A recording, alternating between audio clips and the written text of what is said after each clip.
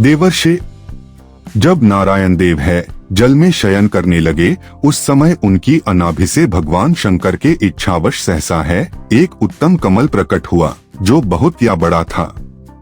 उसमें असंख्य नालदंड थे। उसकी कांति कनेर के फूल के समान पीले रंग की थी तथा उसकी लंबाई और ऊंचाई सभी अनंत योजन थी। वह कमल करोड़ों सूर्यों के समान प्रकाशित हो रहा था। सुंदर होने के साथ ही संपूर्ण तत्वों से युक्त था और अत्यंत अद्भुत, परम रमणीय, दर्शन के योग्य तथा सबसे उत्तम था। तत्पश्चात कल्याणकारी परमेश्वर साम सदाशिव ने पूर्ववत प्रयत्न करके मुझे अपने दाहिने अंग से उत्पन्न किया। मुने, उन महेश्वर ने मुझे तुरंत ही अपनी माया से मोहित करके नारायण देव के नाभिकमल में डाल दिया और लीलापूर्वक मुझे वहां से प्रकट किया। इस प्रकार उस कमल से पुत्र के रूप में मुझ हिरण्यगर्भ का जन्म हुआ। मेरे 4 मुख हुए और शरीर की कांति लाल हुई।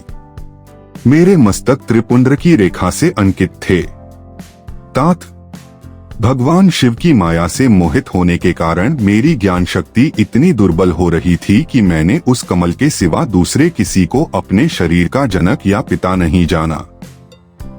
मैं कौन हूँ, कहाँ से आया हूँ, मेरा कार्य क्या है, मैं किसका पुत्र होकर उत्पन्न हुआ हूँ और किसने इस समय मेरा निर्माण किया है। इस प्रकार संशय में पड़े हुए मेरे मन में यह विचार उत्पन्न हुआ, मैं किस लिए मोह में पड़ा हुआ हूँ।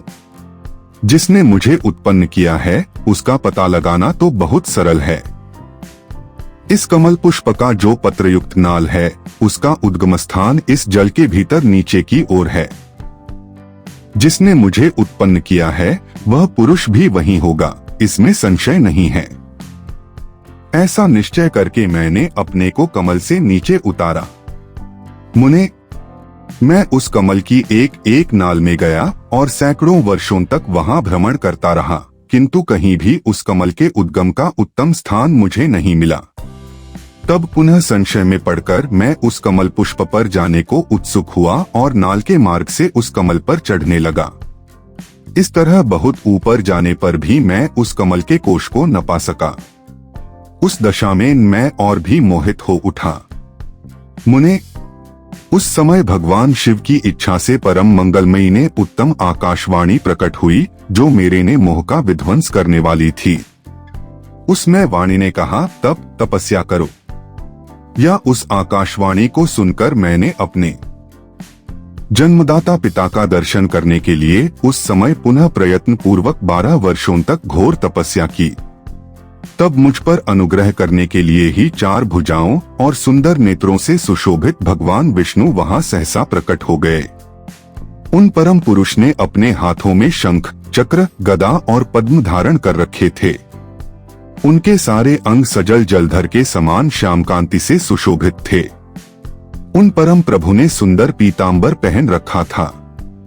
उनके मस्तक आदि अंगों में मुकुट आदि महामूल्यवान आभूषण शोभा पाते थे।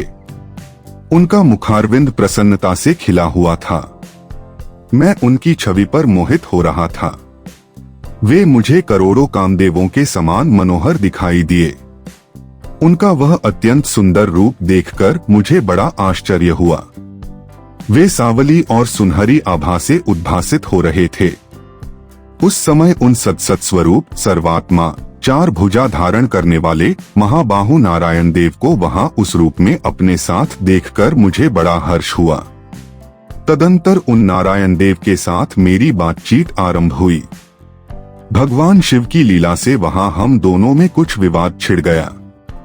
इसी समय हम लोगों के बीच में एक महान अग्निस्तंभ ज्योतिर्मय लिंग प्रकट हुआ। मैंने और श्री विष्णु ने क्रमशः ऊपर और नीचे जाकर उसके आद्यंत का पता लगाने के लिए बड़ा प्रयत्न किया, परंतु हमें कहीं भी उसका ओरछोर नहीं मिला। मैं थककर ऊपर से नीचे लौट आया और भगवान विष्णु भी उसी तरह नीचे से ऊपर आकर मुझसे मिले। हम दोनों शिव की माया से मोहित थे। श्रीहरि ने मेरे साथ आगे पीछे और अगल बगल से परमेश्वर शिव को प्रणाम किया। फिर वे सोचने लगे, यह क्या वस्तु है, इसके स्वरूप का निर्देश नहीं किया जा सकता, क्योंकि न तो इसका कोई नाम है और न कर्म ही है। लिंगरहित तत्व ही यहाँ लिंग भाव को प्राप्त हो गया है। ध्यान मार्ग में भी इसके स्वरूप का कुछ पता नहीं चलता। इसके बाद मैं और श्रीहरि दोनों ने अपने चित्त को स्वस्थ करके उस अग्निस्तंभ को प्रणाम करना आरंभ किया। हम दोनों बोले, महाप्रभु, हम आपके स्वरूप को नहीं जानते।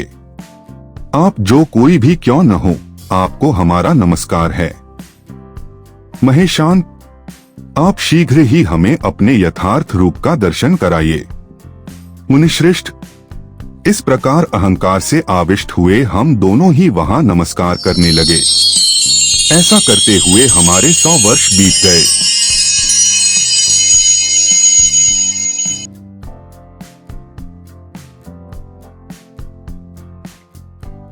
जब भगवान विष्णु जल में शयन कर रहे थे, तब उनकी नाभि से भगवान शिव की इच्छा से एक दिव्य कमल प्रकट हुआ। इस कमल पर ब्रह्मा जी प्रकट हुए, परंतु वे यह नहीं जान सके कि उनका उद्गम किससे हुआ है। इस रहस्य को जानने हेतु ब्रह्मा जी कमल के तने में नीचे की ओर वर्षों तक भ्रमण करते रहे, परंतु उन्हें मूल नहीं मिला। तभी शिवजी की प्रेरणा से उन्हें तप करने की आकाशवाणी सुनाई दी। ब्रह्मा जी ने 12 वर्षों तक कठोर तप किया, जिससे प्रसन्न होकर भगवान विष्णु 4 भुजाओं वाले रूप में प्रकट हुए। दोनों में चर्चा हुई, लेकिन अहंकारवश विवाद भी हुआ। उसी समय एक अग्निरूप ज्योतिर्लिंग प्रकट हुआ। ब्रह्मा जी और विष्णु जी दोनों ने उसके आद्यंत को जानने के लिए प्रयास किया, पर विफल रहे। तब उन्होंने अहंकार त्याग कर ज्योतिर्लिंग की आराधना की और भगवान शिव के यथार्थ स्वरूप के दर्शन की प्रार्थना की। वत्स, यदि यह पुराण कथा तुम्हारे हृदय को स्पर्श करे, तो इस ज्ञान यज्ञ को आगे बढ़ाओ। पुराण वाणी को सब्सक्राइब करो, ताकि सतत रूप से तुम धर्म मार्ग पर अग्रसर हो सको। हर दिवस नूतन प्रसंग, नूतन प्रेरणा। हर हर हर महादेव। कल्याण भवतु।